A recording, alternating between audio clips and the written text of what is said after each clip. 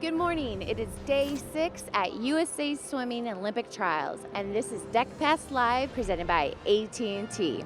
Today, the amazing Katie Ledecky swims the 800 free prelims and the 100 free final tonight. There's a whole lot more going on, so let's get to it.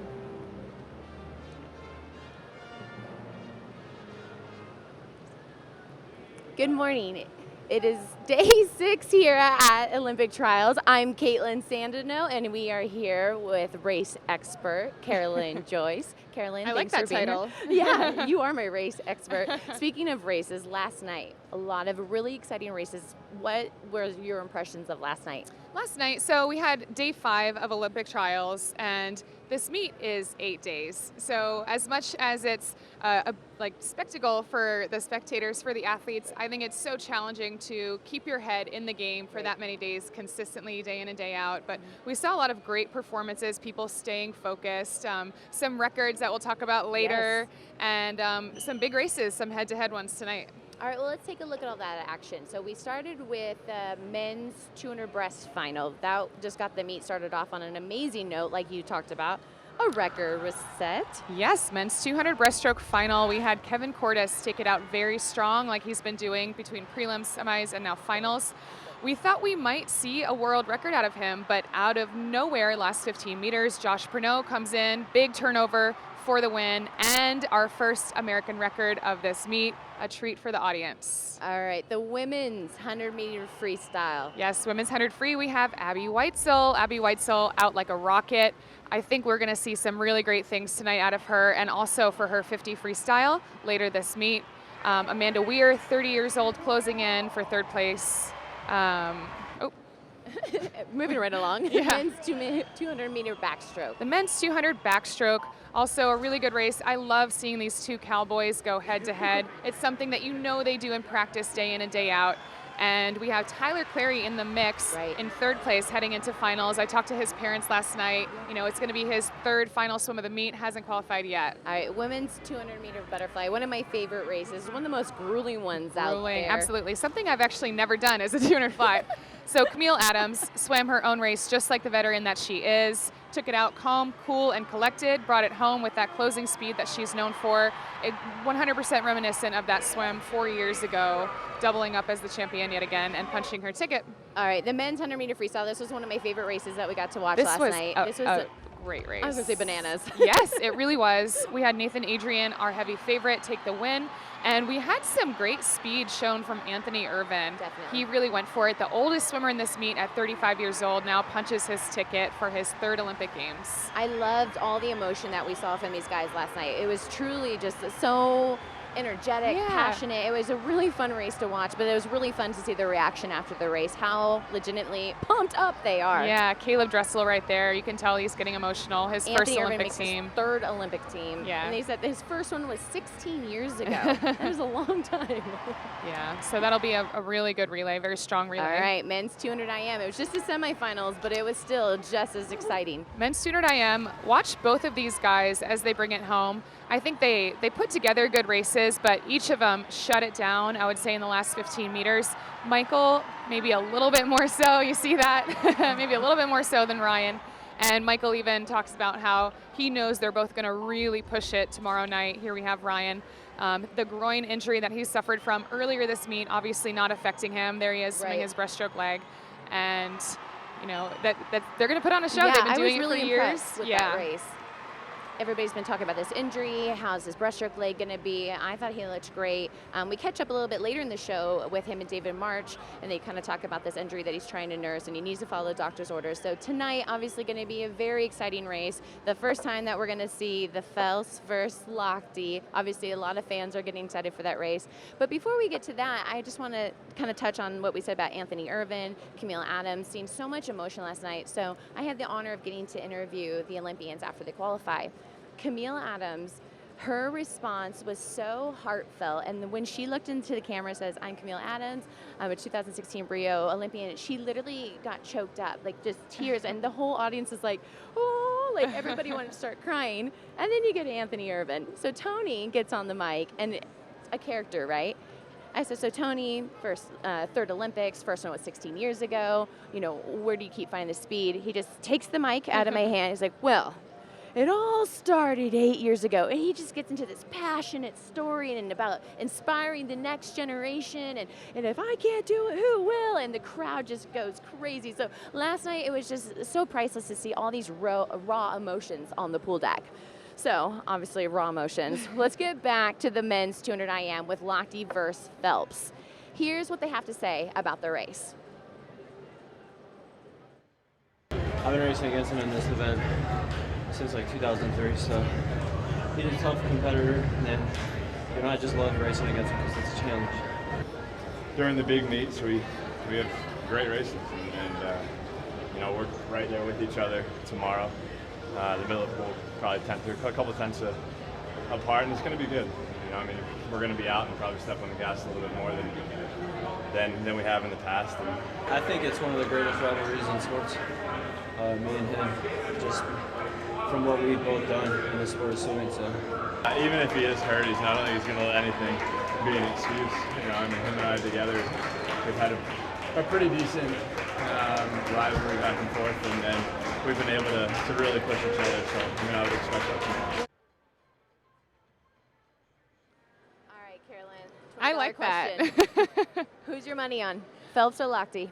Phelps or Lochte? I'm going to have to go with Phelps. I think he's been looking sharp at this meet. Even though Lochte is our world record holder, I think Phelps is going to put out a really special race. I like how Ryan said it's one of the greatest rivalries in sports. Definitely is. I think there's a lot of truth to that. And it's the last year we'll see it, too. It is. Like, this the is fans are going to be now. on their It's feet. coming to the end. Yeah, the fans are going to be on their feet tonight. It's going to be a packed house, and I think everyone's going to be really excited about that All right, race. so that's tonight's excitement. Let's talk about this morning. So this morning we have 4 prelims on the schedule. Ledecky in the 800 freestyle, obviously going to be spectacular. Yeah, Ledecky is going to be in the 800 freestyle this morning. We have Leah Smith. We have Sierra Runge, who's also punched her ticket. So it'll be a good race to see how this one unfolds. We have prelims this morning, and the way the 800 for women and the mile for men are swum, it's prelims in the morning and then finals the next day. So they don't swim semifinals. They get a little bit more rest to recover from that long race. Yes.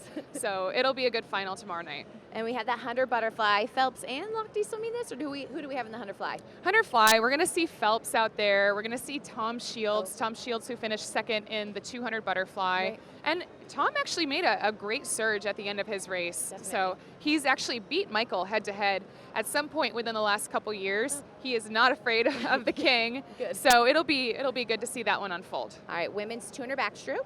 Women's 200 backstroke, we're going to see Missy Franklin. So if Missy qualifies for this 200 backstroke tomorrow night, that'll be her 3rd event at the Olympics. So a much lighter schedule for her this time around. Right. Somebody else that we're going to look at in this 200 backstroke is going to be Elizabeth Beisel. Okay. She has swum this race at the last 2 Olympic Games. This really is her best event. But an interesting thing about Beisel, she did break her finger. Right. In warm-up, she hit hands with another swimmer, bent her pinky backwards. Right. She has a hairline fracture. Wow. She's been resting it for the last couple days, but we'll see how this race goes for her this morning. Definitely. She's tough. If there's Yeah, one I thing know, about if there's one Beisel, thing. she's tough stuff. All right, and then one of our favorite races to watch, the men in the splash and dash 50 freestyle. What are you thinking? The men in the 50 freestyle, you can see they're warming up behind us right now. We start the 50 freestyle from the far end, and we're going to have Nathan Adrian, our heavy favorite, Sure. Caleb Dressel, the American record holder, NCAA champion from this past year.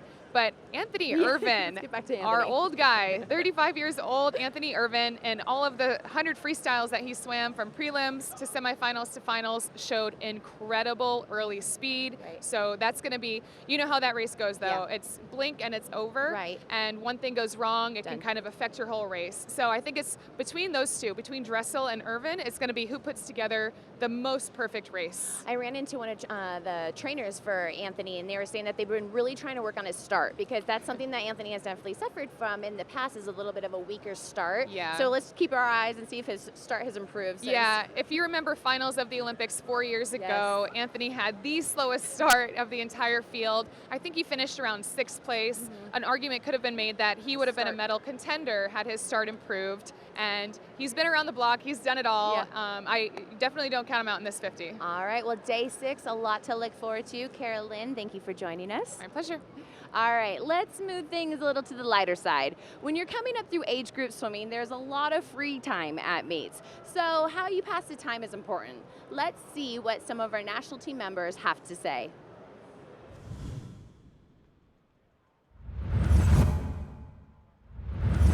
I grew up before iPods and iPhones and iPads, so we used to play like actual physical games, cards. We played Uno a lot of the time. We played a lot of speed. Goldfish or something with not a lot of things you had to remember. We played a lot of rummy. We played 13, that card game, and Hearts. Those card games are just as intense as it is in the pool. Playing Nintendo DS, playing iPhone games. We'd be doing frisbee tosses, tag and hide and seek, and we probably should have been resting. We played this game called Egyptian Rat Screw. It's basically a card game kind of like Slapjack. So that was a favorite of a lot of the Texas teams. It's kind of like a reaction game. And I'm still a reigning champion of Egyptian Rat Screw. I haven't lost since I was like 12. I heard Katie telling you earlier that she's a reigning champ. I haven't been beaten either. I guess we'll have to set up like a little duel between us. I'll challenge anybody. Oh, she doesn't seem competitive at all. No, not at all. All right, today excited to welcome our guest, 2012 Olympian Davis Tarwater. Davis, welcome to Deck Pass Live. Yeah, it's great to be here. Thanks for having me. All right, we got to get straight into this. Being a very proud Michigan man, how excited and pumped up are you for Connor Yeager? First, I'm just really excited about the man that Connor Yeager has become, the way that he handles himself, the way that he takes care of business. And, aside from the allegiance that I have to the University of Michigan, the allegiance that he has to the University of Michigan, I think that he is a great candidate to be the captain of this team. I think he's that kind of leader. Now, whether he will be or not, I don't know, but I would look to a guy like that to take a very large leadership role on this team over the next month. And, with a lot of new guys, he's the perfect guy to kind of mentor and bring people along. And I'm just really happy for him because he's meant a lot to the University of Michigan, but he's meant a lot to American distance swimming. And Michigan, the Michigan legacy is very much built on the distance legacy, and I think that he's been an incredible continuation of that. Definitely. So speaking of distance, so Davis, you specialize in the 200 butterfly, dabbled in the 100 butterfly. Today we're going to see some of that 100 butterfly speed, but also last night we saw the 200 butterfly. What are the difference between the 100 and the 200 fly?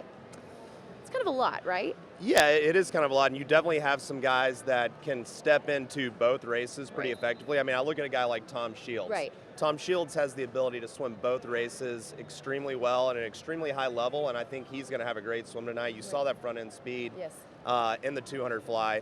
I think the biggest difference is being able to manage, especially for a 200 flyer, which I was more of a 200 flyer, is being able to step down and manage the stroke race, the tempo, and really be able to maintain length and power throughout the course of the race. And Michael has done an incredible job of being able to establish, that front end length, but also that power, and also, use his walls effectively. I think we're going to see an interesting race from Ryan Lochte today in the 100 fly, and both of those guys, aside from the showdown that's going to happen later in the 200 IM, both those guys have to swim the 100 fly. Right. So that'll be kind of an interesting bit of the story as well. All right, so you bring it up, the 2 IM, the showdown.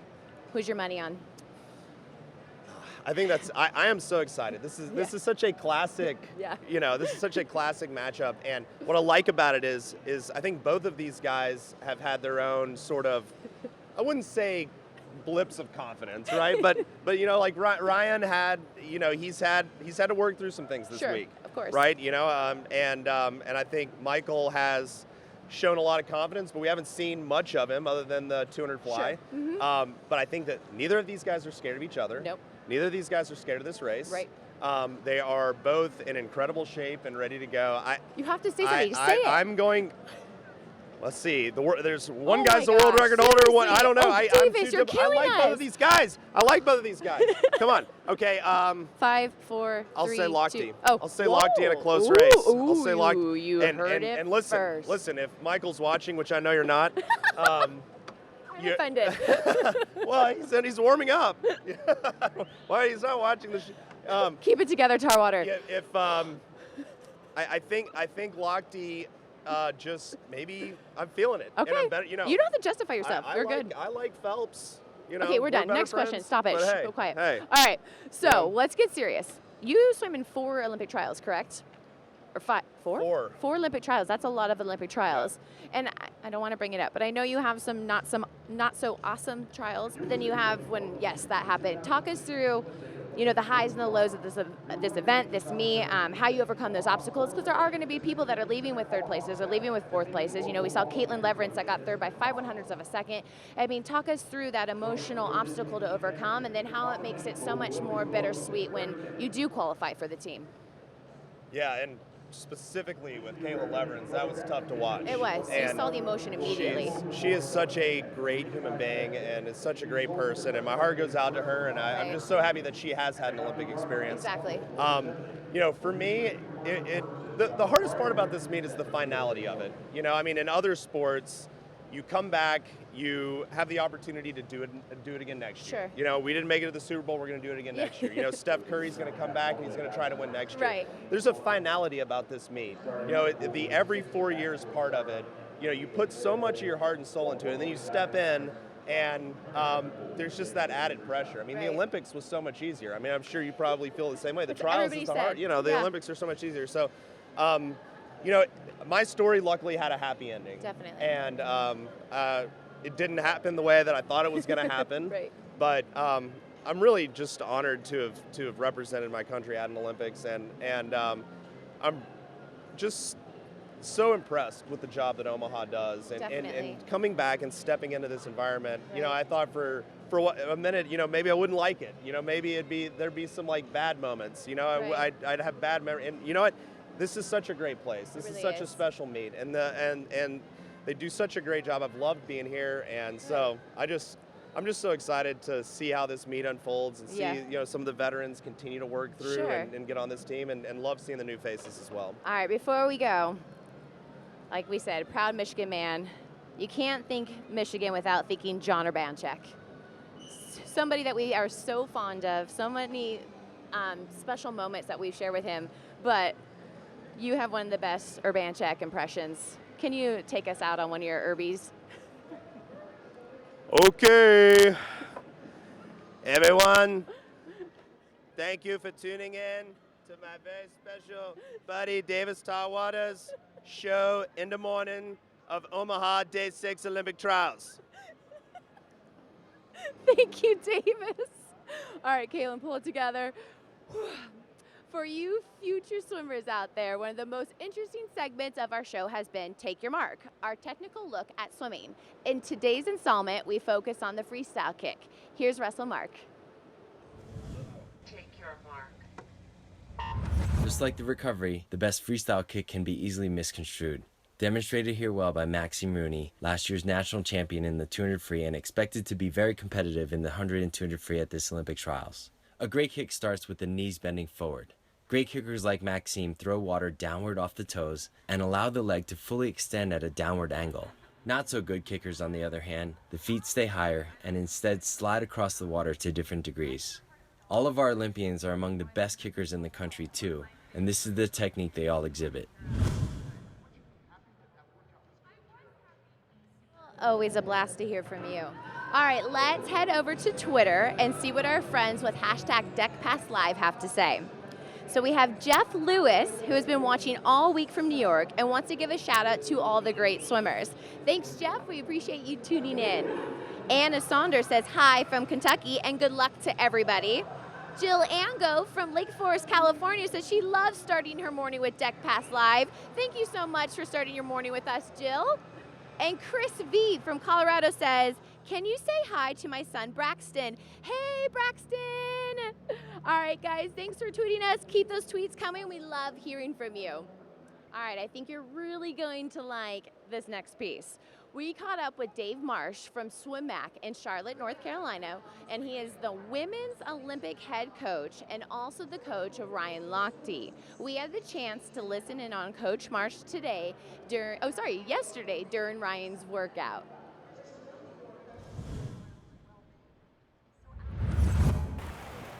Hey, Ryan. I saw you doing breaststroke there. How'd it feel? I didn't open my leg. You're dolphin kicking? Okay. I'm going like... Good. Tempo 1.5. Tempo 1.5, whatever that means. You went a big kick out. You went about 16 meters. I did? Yeah. Probably good you're not in 200 back today because you probably kick out too far. All right, just, hey, don't think here, just be athletic and react to what comes, okay? Is that all right, you think? So just keeping them a lot closer together. Keeping them a lot closer together, his feet. It hurts when he goes all the way out. That looks really good. I wish it was finals already. I think you could just fast forward to the finals. So listen, when you get over there, let's make sure you get it loosened up again and then keep moving it until the race, okay? Follow doctor's orders implicitly, okay? All right, we're all wishing Ryan a speedy recovery. All week long, we invite you to join the conversation by tweeting with us at #DeckPassLive. Share your questions. Who are you cheering on and where are you watching us from? And we can share that live on our shows. For all the latest video, news, and photos, visit us at usaswimming.org. Thanks for watching Deck Pass Live, presented by AT&T. We leave you with some post-race thoughts from last night's winners. Obviously, after the last, 24 or 48 hours, I'm just really happy to punch my ticket to go to Rio. I think we faster than we were certainly 4 years ago, so that feels good. But the world is also faster, so there's that to keep in mind. But just to be able to pop a 47 right now, knowing that we can hopefully be a little bit faster in about a month is good. I think it all started with not making it back in the 400 IM. I was third 4 years ago in that, so that was a little bit of a crush for me, but I was really excited with how my 100 fly went before that. So once I got off that roller coaster, then I swam 100 fly that night and won another best time in that, so was pretty stoked.